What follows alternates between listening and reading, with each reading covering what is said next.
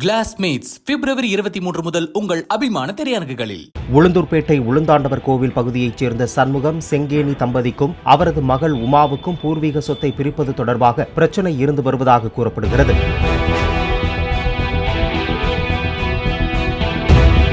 இந்த நிலையில் உமா இல்லாத நேரத்தில் அவரது காய்கறி கடைக்குள் புகுந்த பெற்றோர் காய்கறிகளை தூக்கி வெளியே வீசி சூறையாடியுள்ளனர்.